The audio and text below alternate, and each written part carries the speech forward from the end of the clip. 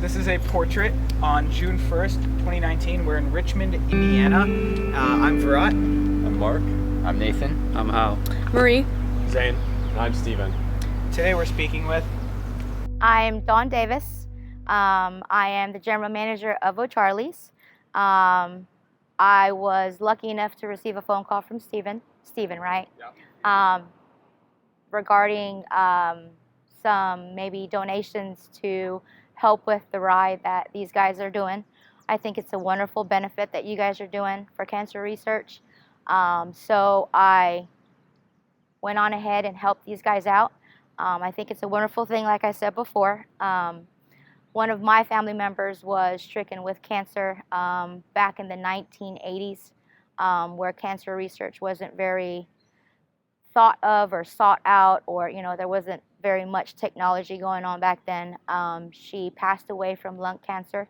She survived cancer for about 9 months. From hearing from her brother, my father-in-law, she was very, very outgoing. She had a great personality. So even though somebody has cancer, at least I know that cancer doesn't ruin their spirit, their drive, and their determination, which is what I think crushes a few people when they have cancer. So her soul and her spirit lived on through her family. So, and her name was Sharon Davis. So thoughts are with you, Miss Sharon. And that's all I got.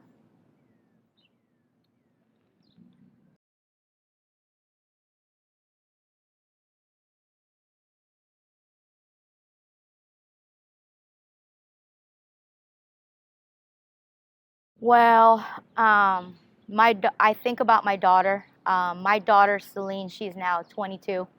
She had a very close friend to her, and she passed away from cancer as well.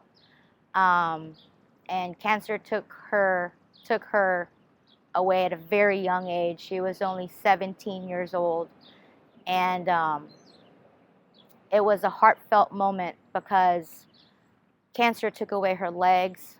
They had to cut both of her legs off. It started eating away at her body. And at a young age, she had so much determination.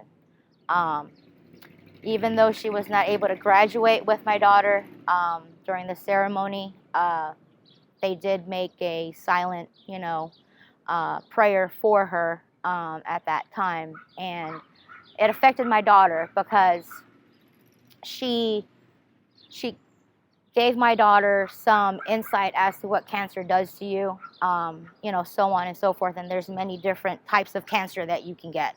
And so my daughter is going to school right now to become a pediatric nurse, I guess you could say, that helps little kids that have terminally ill diseases like cancer and things that affect little kids and they can't do anything to, survive or, help themselves. So it's affected her a lot.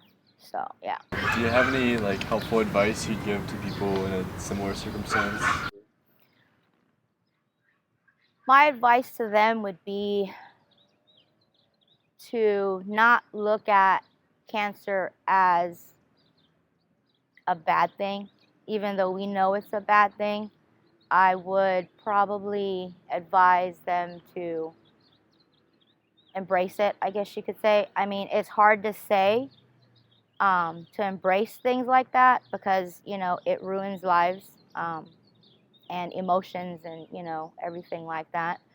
But don't let cancer be the cause of that person's demise. Remember them for who they are, let their legacy live on, let their determination live on, let their soul live on in a positive light versus a negative light, even though, cancer is the #1 cause of, why death is rampant here in the USA. So, don't let cancer ruin what's going on. Just think of the individual, not the disease. Yeah, that's what I would say. Yep. Do the people you like you like Anne, for instance, they like have any like particular preferences of how that interaction would occur? For instance, like do they want to be seen? Do they want you to come visit? Stuff like that. A coworker of mine, Brooke, her mom was diagnosed with cancer. I worked with her at O'Charlie's, and she went through a lot. And when her mom was dying of cancer, her mom didn't want to go out. You know, her mom wanted to stay in bed. She knew that she was going to pass away at some point in time in her life. Brooke, on the other hand, who's one of my best friends, she still came to work.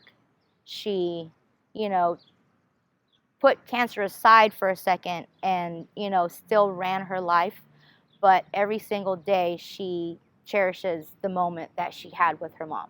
So whenever she got done working, she would go see her mom, take care of her mom, and you know what I mean? So I think some people like to not show that they have cancer, and some people just keep it inside and just don't want to be seen. So, I mean, I guess for me, it hasn't really hit home for me all that much aside from my dad, but it's hard to say. You know what I mean? Yeah.